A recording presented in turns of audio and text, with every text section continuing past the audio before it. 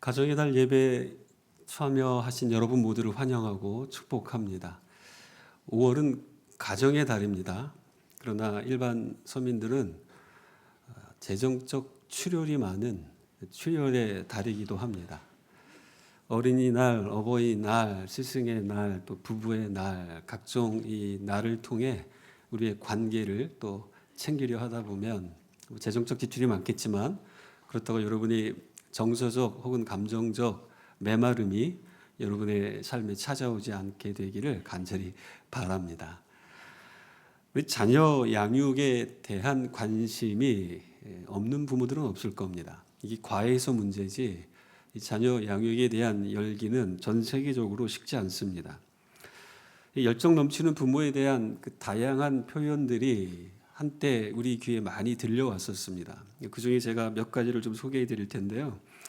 자녀들 위해서 헬리콥터처럼 맴도는 부모들이 있습니다. 그래서 그들을 향하여 지나칠 정도로 간섭하던 부모들, 이런 분들을 헬리콥터 맘이라고 이야기를 했었습니다.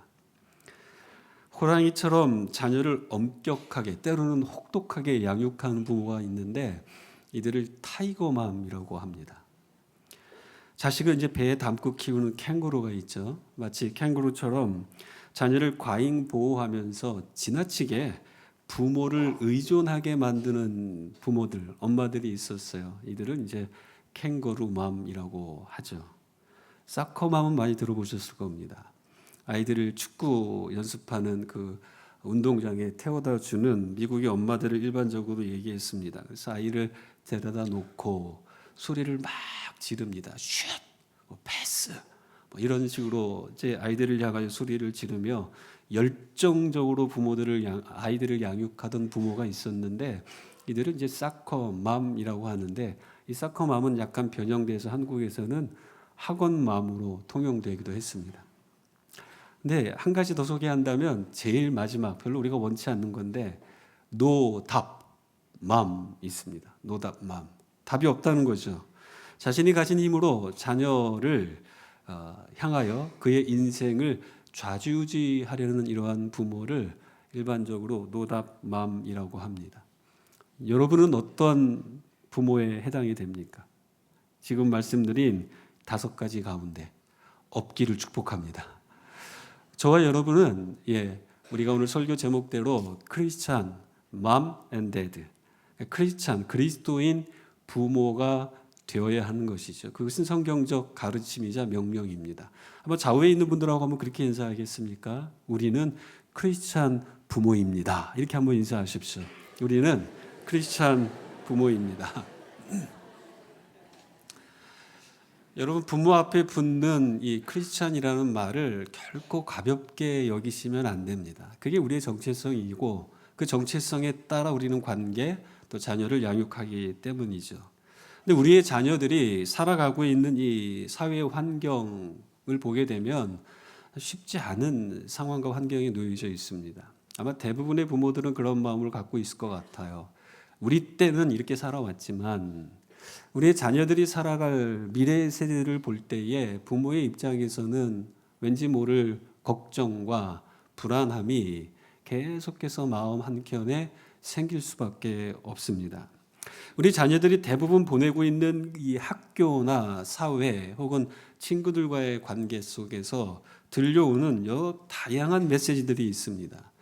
고대 사회에서는 아이들을 향한 양육과 가르침 혹은 메시지들이 대부분 가정 안에서 이루어졌습니다만 산업혁명 이후 산업이 발달한 현재 이와 같은 세상의 환경들은 아이들에게 전해지는 메시지의 경로가 참으로 다양합니다.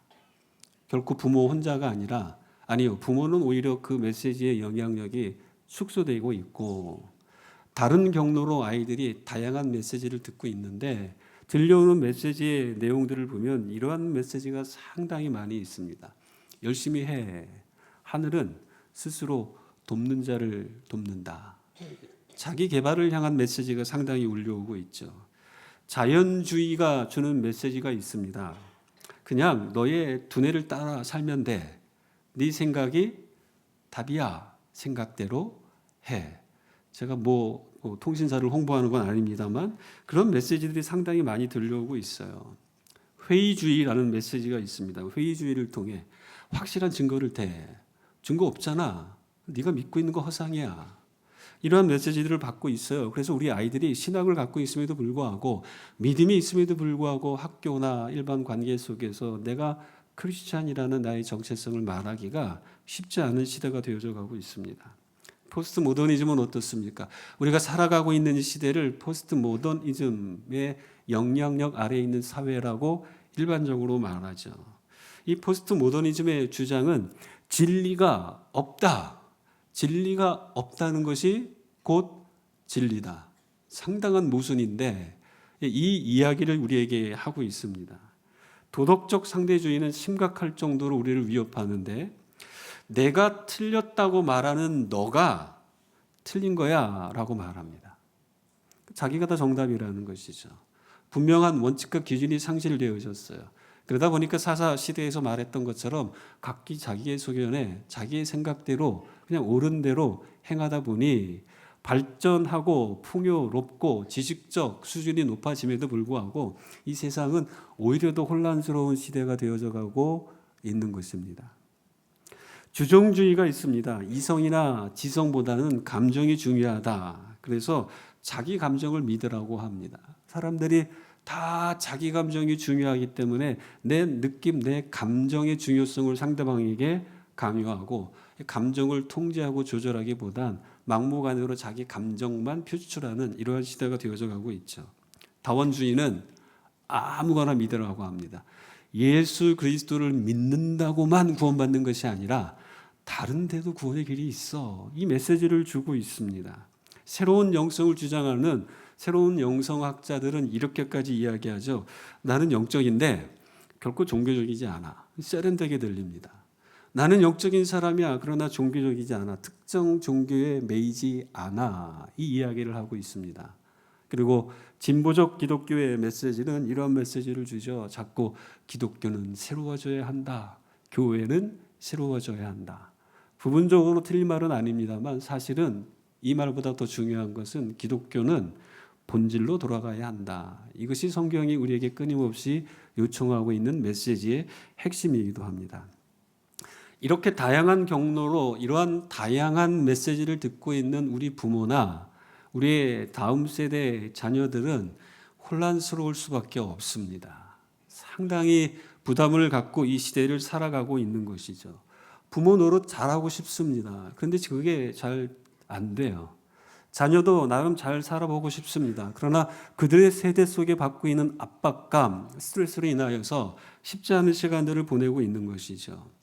삶이 내 뜻대로 안 되는 것은 자명한데 그럼에도 불구하고 제일 안 되는 것이 있다면 자식 농사, 자녀 양육이야말로 내 뜻대로 되지 않는 경우들이 당연하다는 것이죠. 그런데 이 어려운 주제에 대해서 오늘 성경 말씀은 굉장히 단순하게 마치 쉬운 것처럼 아니 이것만 하면 다 될 것 같은 느낌으로 짤막하게 명령을 주고 있는 것입니다. 우리를 향하여 부모인 우리를 향하여 아비들아 너희 자녀를 노엽게 하지 말고 오직 주의 훈계, 교훈과 훈계로 양육하라. 여러분 이 말씀은 강론에 대한 이야기는 아닙니다. 그리고 제가 여러분과 나누는 이 말씀을 통해 자녀 양육의 노하우 혹은 방법론을 이야기하지는 않을 겁니다. 그건 세칙이고 그것은 어떠한 큰 그림이라는 측면보다는 우리가 자세한 내용들은 여러 가지 훈련과 또 전문가들의 도움과 성경을 깊이 연구하는 과정을 통해서 살펴보아야 하겠죠. 그러나 오늘 이 시간을 통해서는 부모 노릇 잘 하고 싶은데 어떻게 하는 것이 맞을까라는 그 그림에 대하여 그 부분에 대하여 성경 말씀이 총론적으로 우리에게 제시하는 아주 중요한 말씀이라는 것입니다. 이 말씀을 이해하기 전에 들어가기 전에 이 말씀을 담고 있는 에베소서 전체가 우리에게 어떠한 말씀을 주는지를 좀 살펴볼 필요가 있습니다. 여러분 에베소서는 교리적인 부분과 이 교리를 기반으로 실천적인 삶을 어떻게 살아야 하는지 아주 중요한 내용을 담고 있는 책이기도 합니다. 1장부터 3장까지는 그리스도 안에 있는 우리의 신분, 우리의 위치를 가르쳐주는 부분입니다. 구원받았어요. 그런데 구원받은 것으로 끝나는 것이 아니라 그리스도의 몸 안으로 우리가 다 부름을 받았고 그것이 우리의 새로운 신분, 새로운 지위가 된 것입니다. 이렇게 새로운 신분을 얻은 우리가 어떻게 이 삶을, 세상을 살아야 할 것인가? 그것이 4장부터 6장까지 주어질 때 새로운 신분인 우리는 어디에 초점을 두는가? 위의 것입니다. 그리고 위의 것을 추구하는 우리가 새로운 신분과 새로운 삶을 부여받았기 때문에 우리에게 허락되어진 삶의 모든 정황 속에서 어떠한 삶을 살아가야 할지에 대한 부분들을 자세하게 설명하는데 처음부터 나오는 것이 교회 공동체 안에서 우리가 어떻게 관계를 맺고 살아야 할 것인가. 그 다음에 나오는 것이 가정의 문맥입니다. 부부간에 어떻게, 부모를 어떻게, 자녀를 어떻게, 그 부분에 대한 이야기가 나올 때에 오늘 우리가 읽었던 본문은 거기에 해당이 됩니다. 가정이라는 문맥을 뛰어넘어 그 다음에는 세상의 한복판 가운데서 우리가 어떻게 살아가야 할 것인가, 종과 상전과의 이야기를 계속하면서 나중에 영적 전쟁에 대한 그 이야기까지 확대하고 있는 것입니다. 성도 여러분, 오늘 6장 4절을 통해 우리에게 주어지는 말씀은 단지 부모로서 자녀에게 양육을 어떻게 할 것인가에 대한 관심이 있는 사람들을 향한 메시지 그 이전에 그리스도인으로서 우리가 관계를 어떻게 가져야 하고 특별히 구체적으로 우리에게 맡겨진 자녀를 향하여 성경 하나님께서 어떻게 관계를 맺어가기를 원하시는지에 대한 아주 기본적인 지침을 담아내고 있는 것입니다. 부모와 자녀 관계를 뛰어넘어 새로운 신분, 그리스도인이 되었다라는 그 정체성을 기반으로 해서 자녀 양육에 대한 눈을 떠야 하는 것을 우리에게 가르쳐주고 있는 것입니다. 그런데 이 본문 말씀은 오늘 이렇게 시작하고 있지 않습니까? 아비드라, 아비드라라고 이야기합니다. 이 아비드라라고 하는 이 단어는 사실은 일반적 부모를 언급하는 단어는 아닙니다. 바울이 다른 데서 부모에 대한 이야기를 할 때에는 부모를 향하여 사용했던 단어와는 달리 여기서 아비라고 쓰고 있는 단어는 파텔이라는 단어로 쓰고 있습니다. 그러니까 특정하게 말 그대로 아비를 지칭하고 있는 겁니다. 그러니까 혹시 지금 오늘 주어진 말씀이 아비드라 했으니까 여성인 나는, 엄마인 나는 안 들어도 되겠다 뭐 이렇게 방심하시면 안 돼요. 혹은 자녀 양육에 소극적인 남편을 협박하는 그 협박의 무기로 이 말씀을 또 들이밀면 안 됩니다. 이 말씀은 아비드라라고 언급할 수밖에 없는 것은 그 시대 속에서 로마 그리스 문화 속에서 잘못되고 있는, 잘못 사용되고 있는 아버지의 권위, 왜곡된 그 권위를 지적하기 위하여서, 교정해 주기 위하여서 바울이 특별히 사용하고 있는 단어로 저는 여겨집니다. 우리 모두를 위한 말씀이다라고 생각해야 할 필요가 있는 것이죠. 부모인 우리들을 향하여 자녀를 어떻게 양육할 것인가, 그리스도인 부모로 어떻게 자녀를 양육할 것인가, 이 부분에 대하여 오늘 말씀은 아주 선명하게 두 가지 명령을 우리에게 줍니다. 첫 번째 명령은 자기 방식으로 하지 말라라는 것이죠. 이 부분을 어떻게 표현하고 있냐면 자녀로 하여금 노하게 하지 말라라는 겁니다. 이게 왜 자기 방식과 관련이 될까요? 다른 것이 아닙니다, 여러분. 자녀를 노엽게 한다라는 것은 내 감정이 드러나는 것입니다. 즉 자녀를 향하여서 자기 감정을 앞세워 아이를 통제하려 하지 말라는 것입니다. 자기 감정이 앞선다는 것은 자기가 앞서는 거예요. 주님이 십자가의 길을 걸어가려고 하실 때에, 그것을 제자들에게 가르칠 때에 자기 감정이 앞섰던 베드로가 했던 행위는 가로막잖아요. 주님 그리하지 마소서. 그때 주님이 책망하시죠. 사단아 내 뒤로 물러가라. 그러면서 뭐라고 말씀하셨어요? 너가 하나님의 일을 생각하지 아니하고 사람의 일을 생각한다. 자기 감정, 자기 느낌, 자기 생각에 사로잡힌 베드로를 향하여 또 제자들을 향하여 말씀하신 것이 날마다 자기를 부인하고 자기의 십자가를 지고 나를 좇으라. 신앙생활의 원리이고 새 사람의 삶의 생활 방식입니다. 그 생활 방식을 바울은 우리에게 지금 요청하고 있는 거예요. 자기 감정 앞세우고 자기 느낌 앞세워서 자녀들을 억울하게 몰아붙이지 마라, 화나게 하지 마라, 도발하지 마라, 이 이야기를 하고 있어요. 노엽게 하지 말라라는 그 단어의 뜻이기도 합니다. 자녀들은 부모와의 그 일상적인 관계 속에서 억울한 일을 당할 때가 종종 있어요. 뭐 부모들도 마찬가지입니다만 자녀의 입장에서 억울한 일을 당하는 일들은 대체로 이러한 것입니다. 자녀가 책상 앞에 앉아 있어요. 열심히 공부합니다. 숙제도 합니다. 자기에게 맡겨진 일들을 최선을 다해서 했어요. 근데 너무 스트레스 받아요. 피곤합니다. 그래서 잠깐 스마트폰을 손에 쥡니다. 잠깐 컴퓨터 앞에 앉아서 게임을 합니다. 그 찰나 아버지가 퇴근하여 집에 들어오시는 거죠. 그러면서 하시는 말, 너는 매일 게임만 하니. 아버지와 엄마의 은사는 과정법이 있어요. 예. 매일. 자녀의 입장에서는 억울한 거죠. 여러분, 이러한 일들이 일상에서 많이 벌어진다는 것입니다. 자녀들이 언제 화가 날까요? 부모들이 이러한 말들을 할 때입니다. 네가 하는 일이 맨날 뭐 그렇지. 너 이것밖에 안 돼?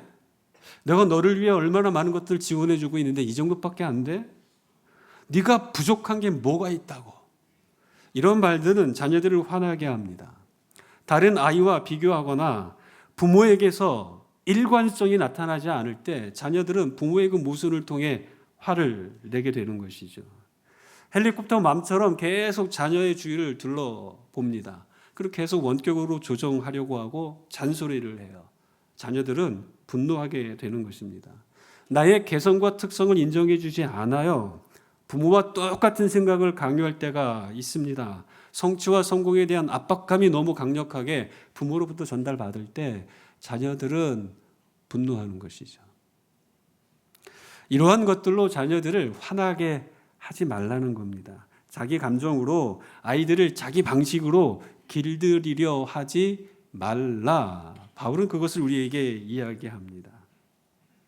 부모가 감정에 따라 쉽게 반응하게 되면 여러분 자녀에게 치명적인 결과를 만들어내요. 그 치명적 결과 부작용이 무엇이냐면 골로새서 3장 21절 오늘 본문 말씀의 쌍둥이 구절이라고 할 수 있는 이 말씀이 우리에게 소개해 주고 있습니다.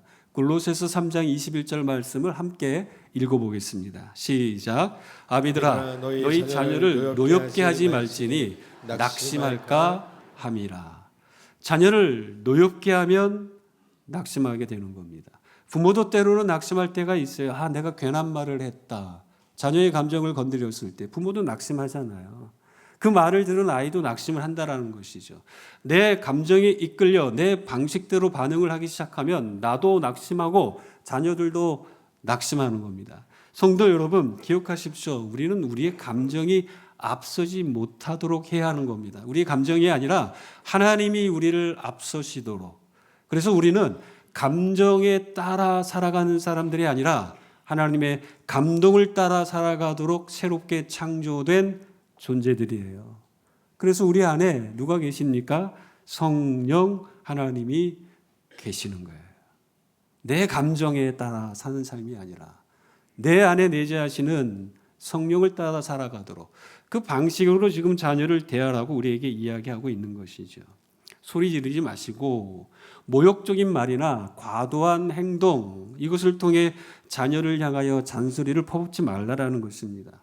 정답 중요합니다. 정답을 주어서 교정시켜주고 싶죠. 부모에겐 경험이 있으니까. 그러나 내 경험에 근거한 정답이 자녀들의 숨통을 막히게 할 가능성이 있어요. 실제로 어떤 여자 청년이 그 이야기를 했습니다. 아빠가 하는 말 너무 맞거든. 들어보면 더 맞아. 그런데 그 말을 듣고 있느라면 내가 가슴이 답답해. 성도 여러분, 정답이 사람을 바꿀 수 없습니다. 감동을 줄 때 자녀들은 바뀌는 것이죠. 내가 예상했던 방식이 아닌 다른 방식으로 부모가 내게 다가올 때 자녀들은 그걸 통해 감동을 받는 것입니다. 그리고 그 감동은 자녀들의 인생에 새로운 어떤 변화의 시작점이 되는 것이죠. 여러분 혹시 연을 쫓는 아이라는 책을 읽어보셨습니까? 그리고 그 소설을 근거로 영화를 또 만들었는데 혹은 영화를 보신 적이 있습니까? 이 주인공 아버지의 친구였던 라힘 칸이라는 사람이 이 책 속에서 이러한 이야기를 우리에게 남겨줍니다. 자녀들은 당신이 원하는 대로 칠할 수 있는 색칠 공부책이 아니다라고 이야기합니다. 아니다. 근데 행여 우리가 그렇게 하려고 하고 있지는 않은가? 저도 부끄럽습니다만 한때 그랬습니다. 자녀의 양육에 대한 관심이 없는 부모가 없잖아요.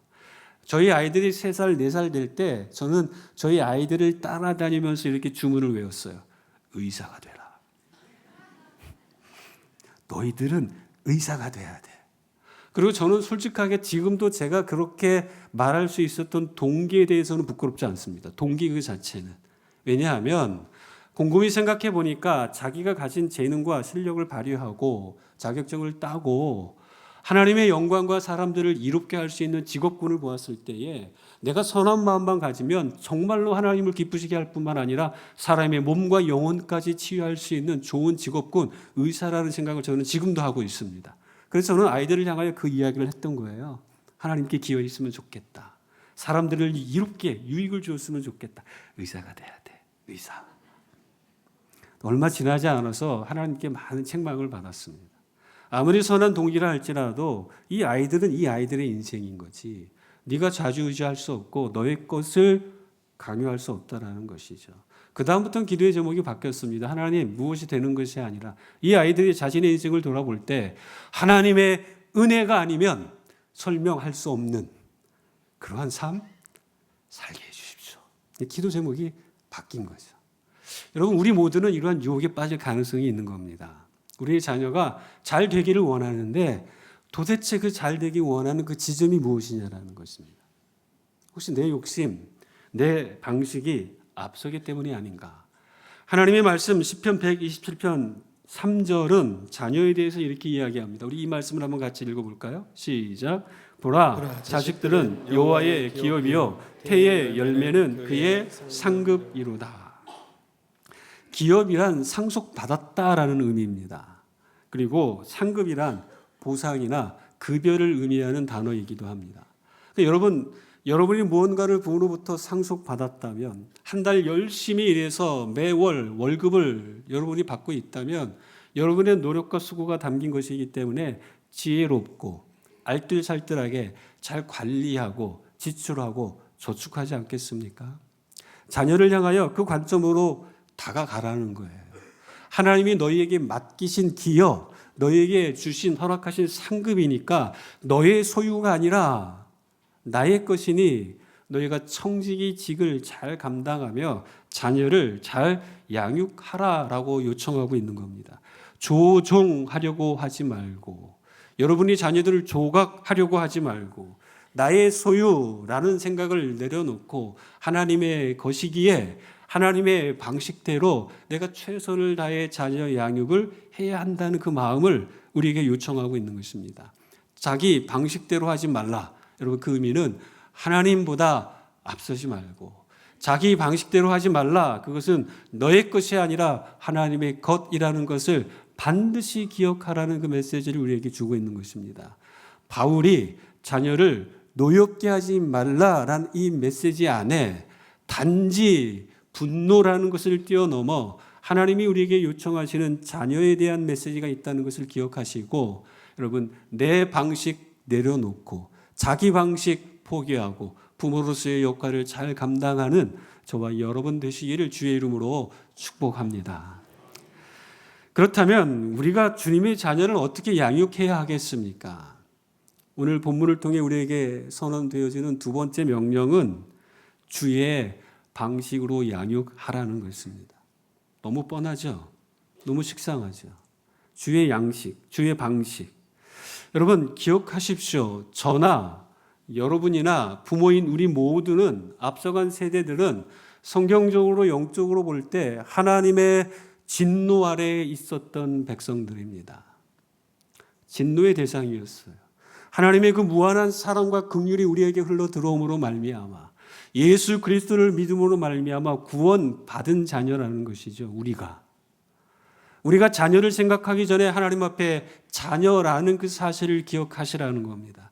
그리고 우리는 하나님의 자녀로 표현할 수 없는 하나님의 은혜와 긍휼을 받은 존재라는 것이죠. 이것을 기억하고 자녀를 대하라는 것입니다. 자녀 양육에 있어서 가장 커다란 시행착오, 자녀를 자기 소유로 삼으려고 하는 것이죠.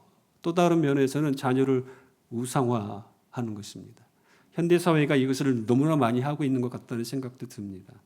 부모가 하나님을 앞서게 되면 자녀 양육 그르치게 된다는 것을 우리에게 가르쳐주고 있습니다. 말씀드린 대로 자녀는 우리에게 맡기신 것, 우리는 자녀를 향한 청지기 직분을 감당하는 자들입니다. 이것을 위해 오늘 본문이 우리에게 무엇을 말하고 있냐면 주의 교훈과 훈계로. 한글 성경에는 교훈과 훈계, 원래 원어에는 훈계가 먼저 나옵니다. 훈계와 교훈으로 양육하라. 훈계는 이러한 의미입니다. 교육에 대한 포괄적인 의미를 담아내고 있는데 이 훈계 안에는 가르침, 훈련, 교육, 징계를 포함하고 있습니다. 근데 이걸 현실적으로 조금 더 쉽게 표현한다면 이런 겁니다. 아직 아이들이 유아기에 있어요. 말을 잘 알아듣지 못합니다. 무엇이 옳고 그른지를 잘 분별하지 못해요. 그러니까 부모는 돼, 안 돼라는 측면에서의 경계선을 자녀에게 허락해 주죠. 그래서 그 경계선을 넘을 때 위험해, 하지마, 안 돼 경고합니다. 근데 계속 습관적으로 넘게 되면 부모가 적극적으로 개입하며 때로는 엄하게 벌을 주기도 하죠. 이러한 의미가 훈계라는 단어에 속해 있는 뜻입니다. 그러면 본문이 말하고 있는 교훈은 어떤 것이냐면 내용과 관련된 거예요. 마음에 두는 것을 의미합니다. 이 단어의 의미가. 그러니까 내용의 교정, 바람직한 내용, 진리를 통해 왜곡된 내용을 수용하고 있는 그를 향하여 교정해 주는 이 부분을 오늘 본문은 교훈이라는 측면에서 바울이 사용하고 있는 것이죠.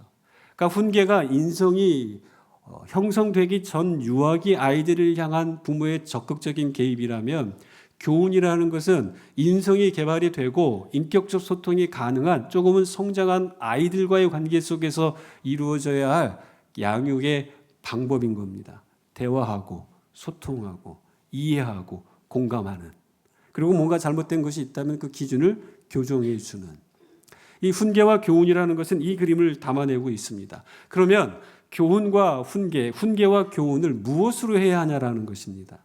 분명 우리는 첫 번째 명령에서 노하게 하지 말라, 자기 감정, 자기 방식이 아니라는 것을 분명히 이해했다면 무엇으로 해야 될까요? 주의 방식인데 그 방식, 교훈과 훈계의 중심에는 하나님의 말씀이 그 안에 있어야 한다는 것입니다. 하나님의 말씀을 무시하면 사람들은 방종한 삶을 살아요. 그래서 계시가 없는 백성 방자히 행한다, 선지자가 이야기하고 있지 않습니까? 이스라엘 2세대들이 다른 세대가 된 데에는 다른 이유가 없습니다.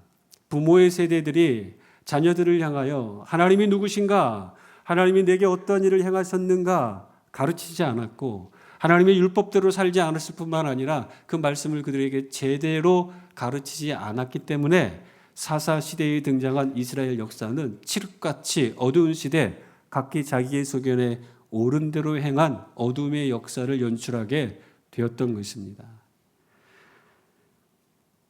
호세아 선지자 이스라엘 백성들이 망한 이유에 대하여 4장 6절에서 이렇게 기록하고 있습니다. 이 말씀도 한번 같이 읽겠습니다. 시작. 내 백성이 지식이 없으므로 망하는도다. 네가 지식을 버렸으니 나도 너를 버려 내 제사장이 되지 못하게 할 것이요. 여기까지만 읽겠습니다. 망한 이유는 다른 데 있지 않습니다. 하나님에 대한 지식, 관심, 암, 이런 것들이 생략되었기 때문이라는 것입니다. 성도 여러분, 저와 여러분이 먼저 하나님의 말씀에 충성스러운 부모가 되어야 합니다. 먼저 그리스도인으로서의 그 사명, 그리스도인다운 삶을 제대로 살아내라는 것이죠.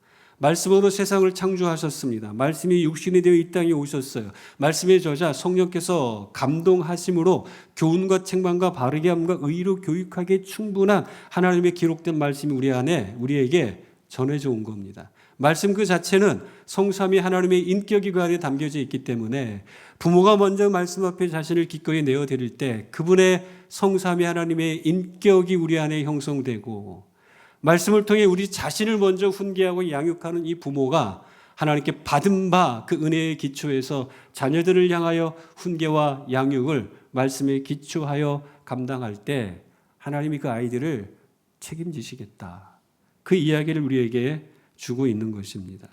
성도 여러분, 성경적 자녀 양육은 부모의 말을 잘 따르는 자녀들을 만들어내는 것이 아닙니다.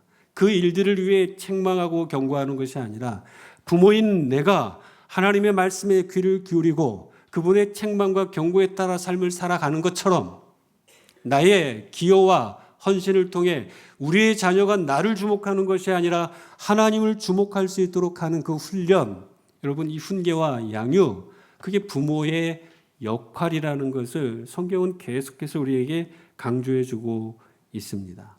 성도 여러분, 가정은 해병대 캠프가 아닙니다. 혹시 해병대에 계신 분들 오해하지 마십시오. 해병대 캠프가 아닙니다. 소리 지르고 윽박 지르고 호되게 훈련시켜야 된다 하면서 그들의 육체적 정신적 한계까지 몰아붙이는 여러분 그러한 장소가 가정이 아니라는 것입니다. 하나님이 우리에게 요청하셨던 그 은혜가 흘러 들어오고 하나님의 방식, 그 방식이 가정 안에서 작동되어지도록 하는 것, 여러분 그것이 가정 안에서의 모습이고 부모와 자녀와의 관계 속에서 이루어져야 할 모습인 겁니다. 성도 여러분, 이렇게 제가 강조하고 있는 이유 중에 가장 중요한 이유가 있습니다. 에베소서 전체를 말씀드렸던 이유도 여기에 있습니다.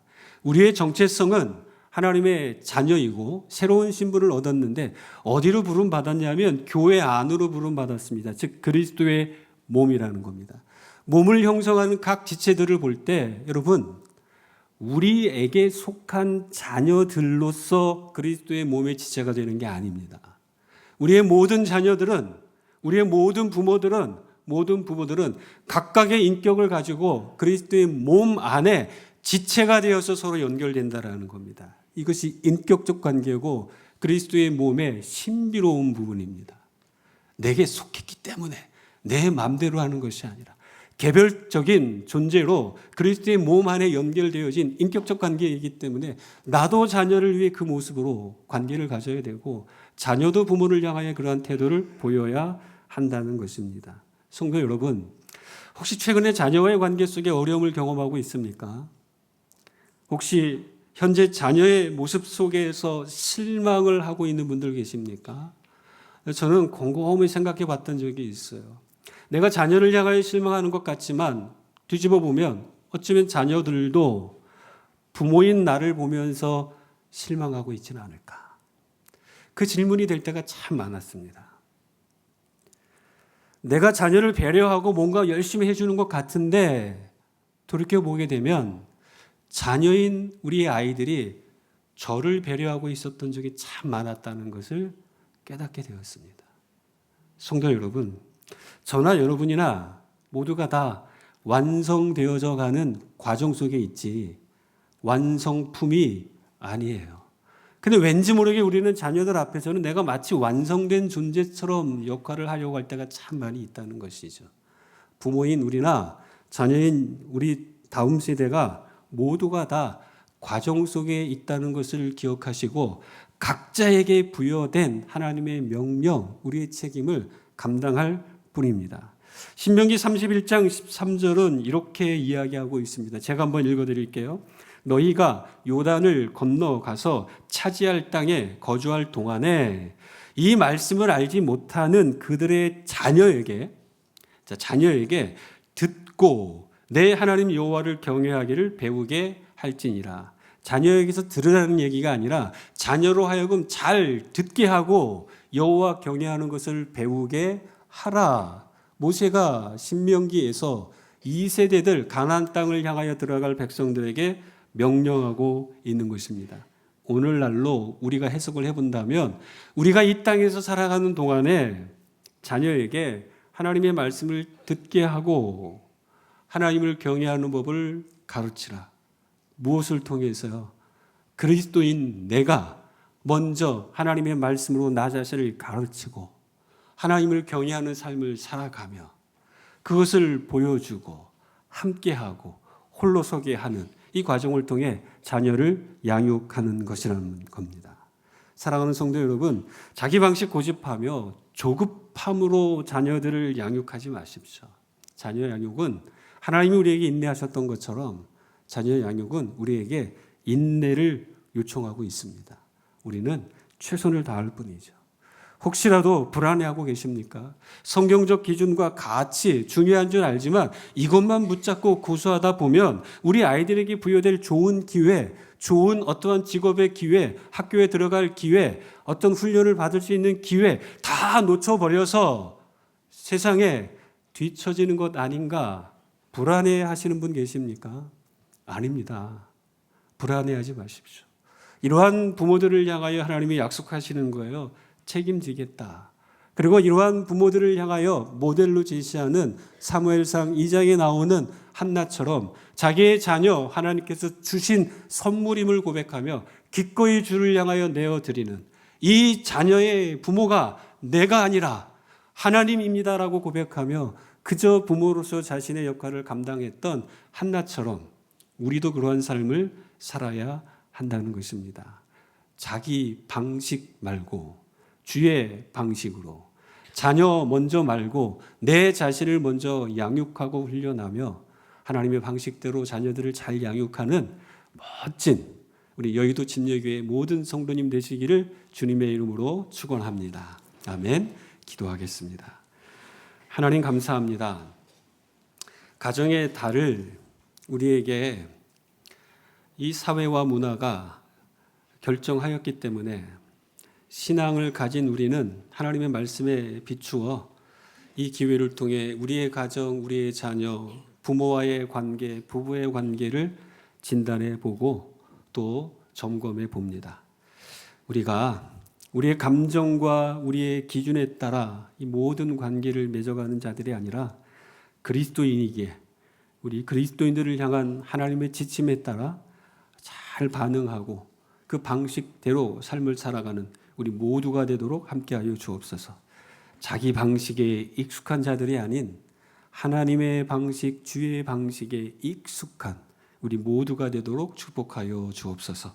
예수님의 이름으로 기도하였습니다. 아멘. 우리 이 시간 다 함께 일어나셔서 십자가 그 사랑 찬양하고 또 이 찬양을 통해 우리의 마음을 주님 앞에 올려드리겠습니다.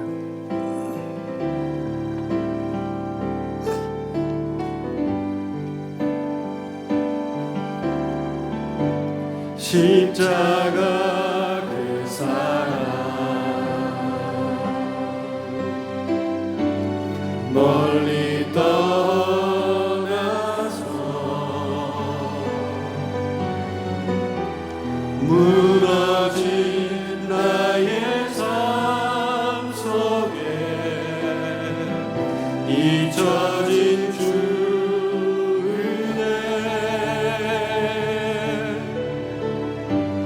돌 같은 내 마음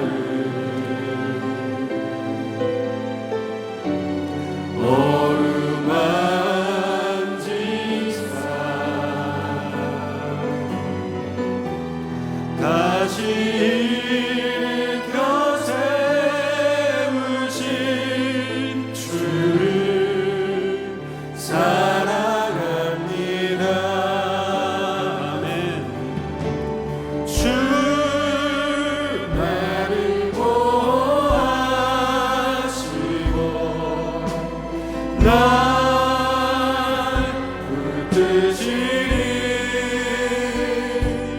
나는 곧 외롭고 존귀한 주님의 자녀라. 주 너를 보호하시고 널 붙드시리. 너는 곧 외롭고 존귀한 주의 자녀라. 후렴만 다시 한번 고백합니다. 주 나를 보호하시고